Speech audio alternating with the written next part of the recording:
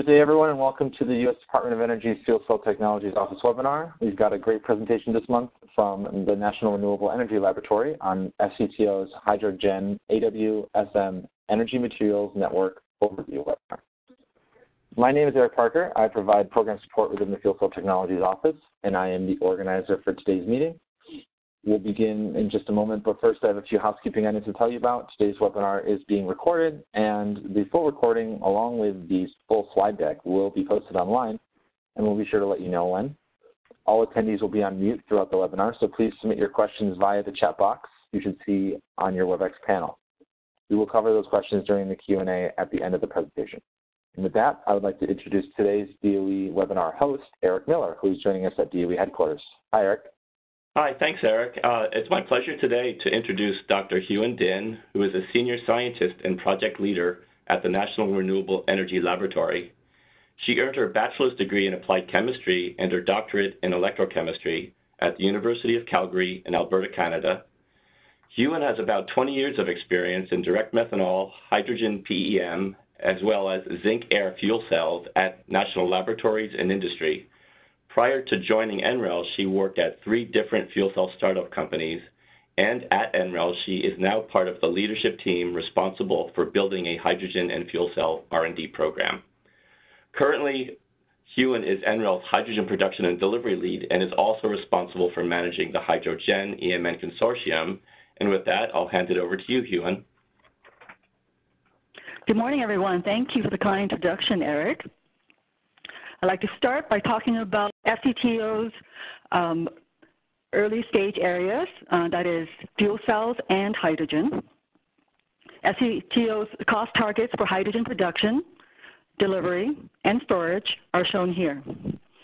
The HydroGEN Consortium's role is to support FCTO's production goals of $2 per kilogram of hydrogen via collaborative early stage research on emerging water splitting technologies. I want to start by giving you the contact information and resources to engage with the HydroGEN EMN. The notice of intent has been released, and when a FOA is issued, we ask that first engagements go through the email h2awsm@nrel.gov, and then we'll direct inquiry to the appropriate people to respond. The engagement is different for this round of the HydroGEN call. The lab node experts can have discussions with potential project PIs during the time when the FOA is open. Please also check out our website. It also has lots of information on there, including the capability nodes, descriptions, the technology transfer agreements, and the currently funded projects. In my presentation, I will briefly give an overview of what is an Energy Materials Network, or EMN for short. Then I will talk specifically about the HydroGEN EMN, what research is being done within the consortium. EMN is a consortium of national labs. It is designed to leverage the world-class capabilities at the DOE national labs and make them accessible to the scientific community for collaborative R&D. The EMNs offer a flexible R&D consortium model that addresses key material challenges in high-impact clean energy technologies. I will talk about how you can find the right resources and engage with the national labs quickly and effectively to accelerate your research. Okay. Every EMN has the same 4 pillar requirements. First, it must have a world-class materials capability network that comprise of unique and accessible sets of capabilities from the DOE National Laboratory system. Secondly, it has to have a clear point of engagement, such as a single point of contact or concierge to facilitate efficient access. Thirdly, it must have a data hub to capture and distribute data to the scientific community and the public. And fourthly, the EMN needs to have a streamlined access to access to the EMN capabilities and experts to accelerate materials development. To ensure transparency, each EMN has a steering committee that comprises of a technical lead from each of the core labs and a DOE leadership team. This makes up the steering committee. There's also a data and a technology transfer team that also comprise of experts from each of the core labs. So what is HydroGEN? HydroGEN Consortium is a DOE SCTO EMN that was launched in late 2016 and comprises 6 core national labs: NREL, Berkeley, Sandia, Idaho, Lawrence Livermore, and Savannah River. HydroGEN focuses on early-stage research in advanced electrochemical that includes both low and high-temperature electrolysis, solar thermochemical, and photoelectrochemical water splitting for sustainable hydrogen production. We believe that cross-cutting technologies and collaboration are critical to reducing renewable hydrogen production costs.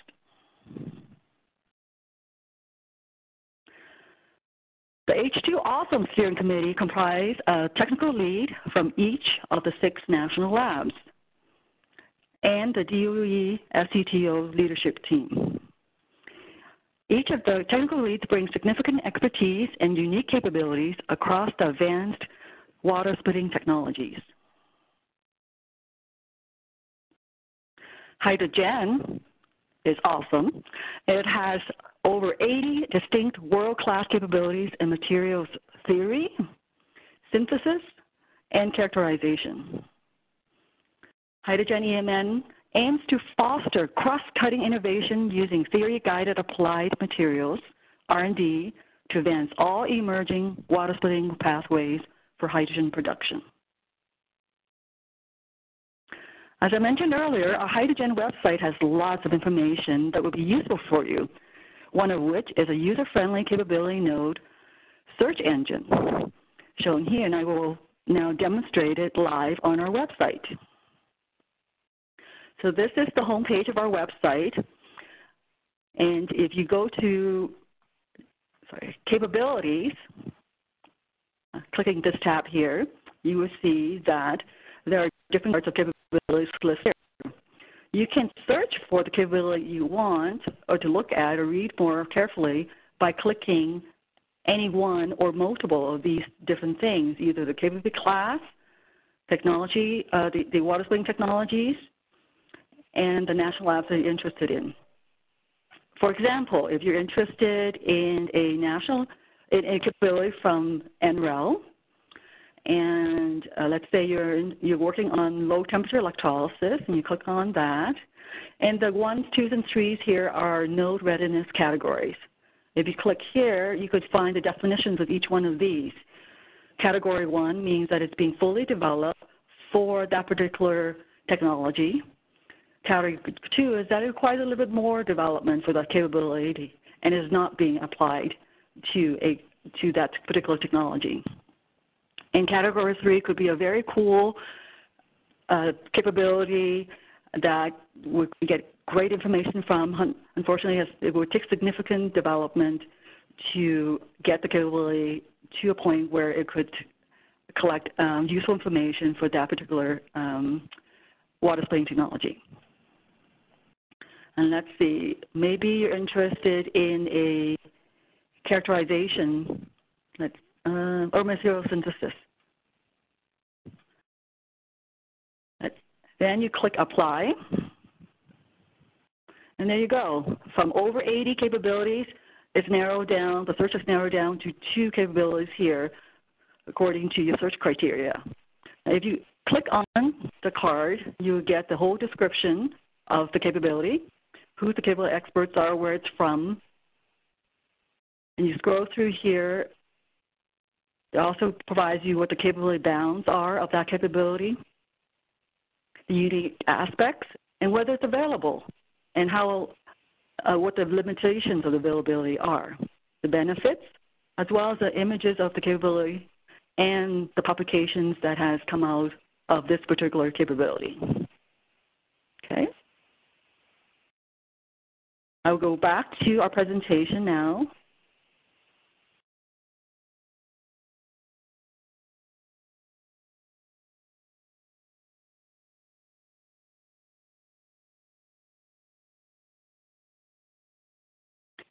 So there are 21 awarded projects in HydroGEN, leveraging over 44 unique capabilities across the 6 core labs.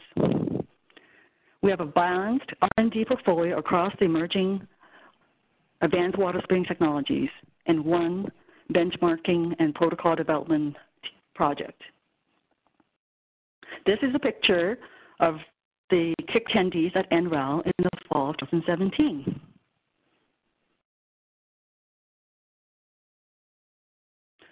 HydroGEN is truly a national innovation ecosystem, as illustrated by this map.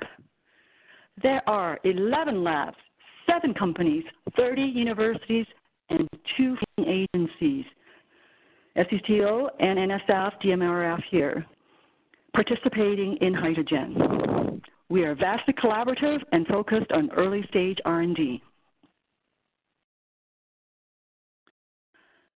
SCTO has a well-balanced, awesome R&D portfolio that is looking for new gains to accelerate adoption and long-term investments for energy security.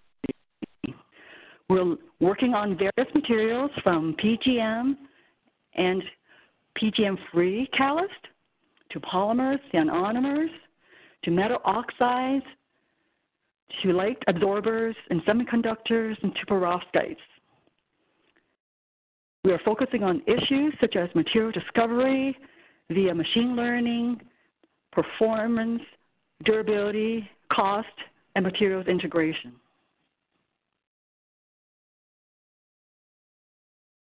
There are 5 low-temperature projects within the HydroGEN. They're shown here, utilizing 13 nodes from the 4 core labs. Through the capability nodes that the project PI selected to work with, the lab capability experts support the projects by providing equipment, personnel, expertise, capability, materials, and data. It is collaborative research that results in material discoveries and joint publications. Under low-temperature electrolysis, we work on both proton and alkaline exchange membrane electrolysis. With high-temperature electrolysis, we're conducting research on oxygen and proton-conducting solid oxide electrolysis. These 5 high-temperature HTE projects leverage 6 nodes from these 4 core labs to carry out their early-stage high-temperature electrolysis R&D. In photoelectrochemical water splitting, or PEC for short, these 5 PEC research projects are utilizing 17 nodes from the 4 HydroGEN core labs. Currently, all projects focus on thin film materials to absorb the sun's energy and split water. There are 4 solar thermochemical and 1 hybrid thermochemical project within HydroGEN that leverages 11 nodes from the 5 national labs. Stitch projects are focused on material discovery, using theory to determine which material may be able to split water, and then try to synthesize that material and characterize them. Now I will highlight the technical progress for each project in each of these advanced water splitting technologies. To give you a flavor of the R&D, the first one is a NEL, or proton site here, under low temperature electrolysis. With NREL's contribution, Proton was able to achieve a high performance of 1.8 volts at 2 amps per centimeter squared and 800 hours of PEM electrolysis durability. This is a step towards achieving PEM's water electrolysis self-efficiency goal of 43 kilowatt-hours per kilogram. This is significant improvement over the state-of-the-art self-efficiency of 53 kilowatt-hours per kilogram. In the photochemical water splitting space, here I highlight the Rutgers project. NREL's high-performance photoabsorber was integrated with Rutgers PGM-free electrocatalyst and was able to achieve a solar to hydrogen efficiency of 11.5% for unassisted water splitting. This performance is on par with conventional PGM catalysts that we used, platinum ruthenium.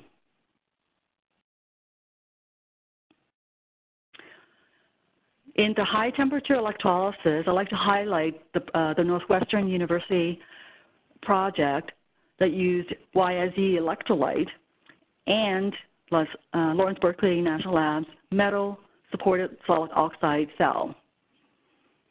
And in collaboration with Idaho high temperature testing nodes, they demonstrated a metal supported solid oxide electrolysis cell for the first time in electrolysis mode with the highest performance for oxygen conducting type electrolysis cells to date. It also showed promising stability. Under the SITCH projects, University of Colorado Boulder with NREL's DFT node, they were able to identify several hundred SITCH perovskites from over 1 million possible candidates with 92% accuracy. Then Sandia's stagnation flow reactor and high temperature XRD nodes were used to experimentally validate these materials by measuring the kinetics and the crystal structures of a select number of materials. And this provides critical feedback to develop rapid kinetic screening techniques for these materials. Now I'd like to highlight 5 new collaborative supernodes that is recently developed to accelerate the AWSM R&D. The objective of the supernode is to demonstrate the enhanced potential of the individual nodes through integration of multiple nodes. In this case, for the low temperature hybrid supernode, we're leveraging multiple nodes at NREL, Berkeley, and Savannah River to probe the connection between materials, electrical composition, and processing, device performance for low temperature electrolysis. Our goal is to better integrate these ex situ and in situ performances because most materials, as you know, are screened through ex situ techniques, and the results of the ex situ screening may not relate or is relevant for in situ performance. And hence, we need to better understand what ex situ testing are relevant to predict in situ performance, as well as develop better material components to achieve optimized performance and durability. The second node I'd like to talk about is the oxygen evolution reaction supernode, or OER for short. This node cross-cuts over 2 different technologies, low temperature and PC. It aims at addressing the knowledge gaps about OER by demonstrating a multi-scale, multi-theory methodology across different pH ranges. This supernode involves Berkeley, Livermore, and NREL, and using 6 nodes. As you can see here, it's mainly focused on theory, looking across the different scale lengths, from looking at the surface to the interface and beyond. The third supernode is the PC supernode, and it's focused on understanding the integration issues when you scale up a PC device larger than 1 centimeter squared. And when you scale up, different degradation mechanisms may emerge for these PEG devices. And so we want to understand what those are and address them, as well as be able to demonstrate an integrated and durable 50 centimeter squared PC panel. This supernode involves 2 labs, NREL and Berkeley, and 7 different nodes. The high temperature supernode focuses on a deeper understanding of HTE electrode microstructure evolution as a function of local, solid, oxide composition and operating conditions. So to develop more active, longer life electrodes. This is one of the biggest issues for high temperature electrolysis, because since they operate such high temperature, materials that can withstand those temperatures are difficult to find, and then they also evolve, they also break down at these high temperatures. And so they're looking at what are the different cell fabrication techniques and parameters that, and how the structures and the properties affect the performance. The 5th supernode is related to the stitch or solar thermochemical water splitting. Here, because it's mainly in the theory range, it's still in the discovery, material discovery stage, because they only, so far only Syria is a material that can actually, they found can split water, and this is where the target would be. They need to better understand what makes a material has the potential to split water. And so they are looking at model compounds that it can make through the structures of the BCM material here and its polytypes to better understand what defects, what the structures look like in order to split water. And so this particular supernode involves 3 labs, Sandia, NREL, and Livermore, and 7 different nodes. In addition to the 21 FOA awarded projects and the 5 supernodes that's recently being added, we also have 4 new projects that's leveraging interagency funding and collaboration. And that's these 4 projects here, the NSF, DMRF, collaborating with the HydroGEN EMN nodes.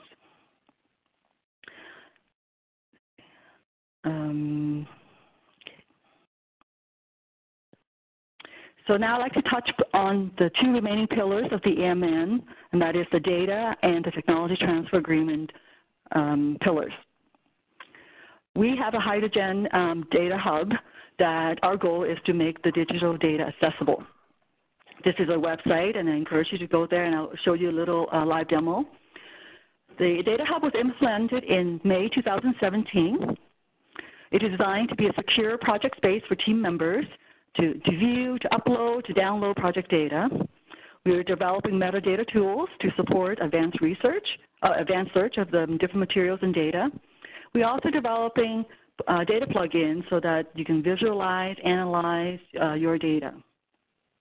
To date, HydroGEN Data Hub has over 170 users and over 4,000 files uploaded so far.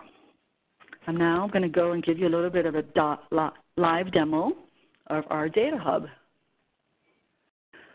This is what the Data Hub looks like when you click on into it as a public person. You can register for an account, discover what kind of data is in our Data Hub, and also submit data. Right now, however, only the participants in the HydroGEN EMN can submit data. So if you click on Discover here, you can see what data is now public. The majority of the data are still private within each of the projects. But here we have our first set of data that is public. It is the low temperature questionnaire summary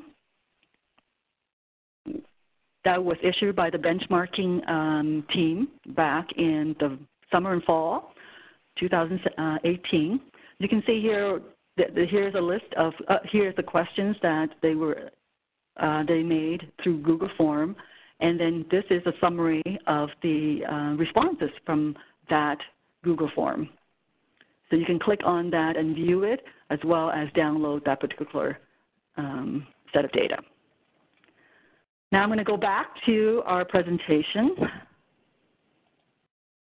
Okay.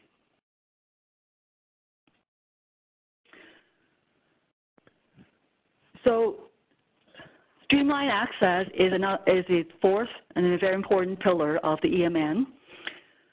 In this particular team, you see that there are representatives, experts from each of the national labs, and together they work on developing different pre-approved technology transfer agreements. Here I show a non-disclosure agreement, NDA, the Intellectual Property Management Plan, Materials Transfer Agreement, and CRADAS. And this is so that to allow people to have streamlined access to the capabilities and the experts within them. So today they've developed 4 pre-approved agreements, as well as executed all 21 NDAs and 2 MTAs. So these agreements have been pre-negotiated so that the labs can expedite the execution of these NDAs.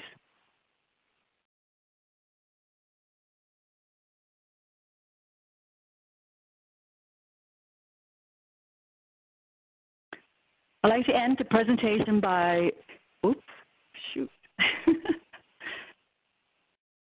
by giving you a list of different useful hydrogen-related links here. These links here are to the webinar that we give in 2016. You can find that there's a lot of good capability descriptions in these webinars. You can also read about the different projects, 4 awarded projects, like on our website, as well as looking at our AMR presentations on the DOE AMR website. And you can look, these are direct links to the TTA site and Data Hub, as well as some video testimonials, which I will show soon. Oh, did I miss that? I did miss that. Okay. So how has HydroGEN been going? Here is a video from Professor Tom Jaramillo. He's a PI from one of the HydroGEN PC seedling projects, and he talks about how the capabilities and expertise of HydroGEN helped his researchers help his research. Here it is. I believe that the HydroGEN consortium can be helpful for any researcher working on hydrogen technology. There's so much expertise and so many amazing people who can help accelerate the pace of research. It would be unwise to not leverage that expertise. I would say everybody should look into this, and then the next question is, what should I do next? I just learned about hydrogen. What would I do? The first thing that I would do is I would familiarize myself with all the nodes that exist and all the capabilities and all the locations of those capabilities, and brainstorm, if you had instantaneous access to those capabilities, how might that help your research? And so after identifying which nodes might be the most of interest and of value to your research, the next step would be to actually reach out to those node experts and have a conversation with them and try to map out a plan of action, how their capabilities would match your research, and from there to move forward with ways to collaborate. There's lots of exciting opportunities. I would encourage anyone working in hydrogen technology to look into it. There it is. That's one testimonial. We have a few more that will be posted on the website if you're interested in seeing them more.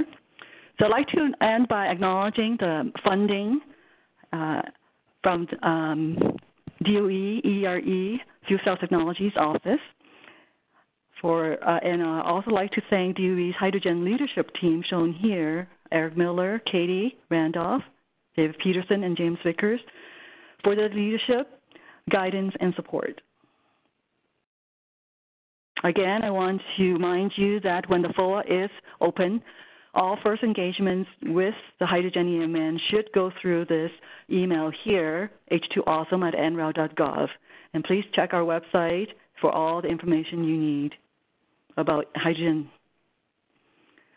And these last few slides are all announcements for the research teams that are involved in HydroGEN, as well as the lab experts.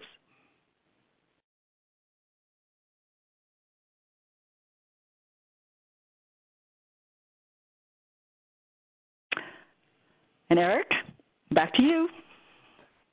Okay, thanks, Hughen, for the insightful and informative presentation. Just a reminder to everyone, the 2019 Annual Merit Review is coming up in April this year, from April 29th to May 1st in Crystal City, Virginia. Please check out our website to learn more and register. If you could advance to the next slide. Oh, one more, please. That does wrap up the presentation today, so a big thank you to everyone. If you do have a question you think of later, please feel free to email us directly with the email addresses listed on the screen now. And I encourage everyone to sign up for our newsletter where you'll receive more information and registration information for upcoming webinars. And with that, I'd like to wish everyone a great rest of your week, and goodbye.